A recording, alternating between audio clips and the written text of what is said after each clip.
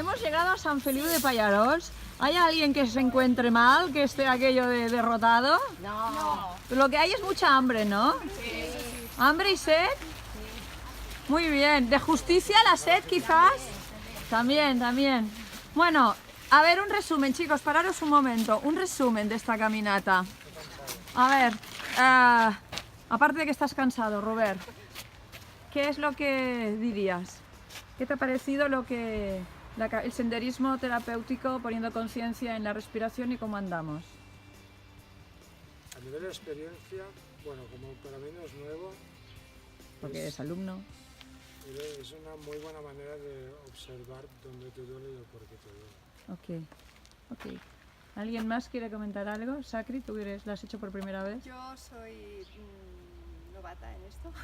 Me ha gustado mucho el juego, porque además de esto, de ponerte en la piel del otro, y además mirarte más tú mismo, porque caminas y no te das cuenta ni cómo caminas. Entonces, pues, exacto. Intentas hasta incluso corregir. Muy bien esta observación. Sí. Super mega crack. Belén, ¿tú qué? Yo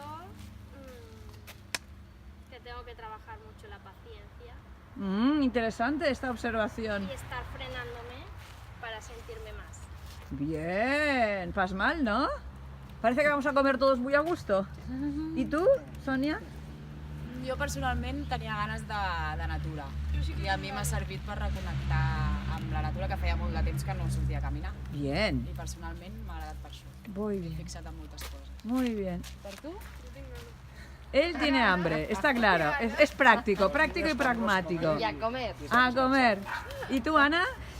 Yo, bueno, pues confirmar o reafirmar que el silencio realmente es un buen conductor para encontrarte a ti mismo y verte Sí, más en la porque el realidad. silencio, ¿cómo lo habéis vivido? Bien, yo bien, ¿eh? ¿Sí? ¿Alguien en algún momento se ha sentido agobiado? No. Ok. Como ya veníamos mentalizados, ¿Ya os había pegado la bulla? ya sabíamos que veníamos a... Bueno, pues por mi parte, chicos, ha sido un placer compartir estas 3 horitas de camino con vosotros y muchas gracias por haber venido. Gracias. Gracias a ti. A ti. ¡Aure! Y ahora a comer, que ya nos toca. ¡Ñam, ñam!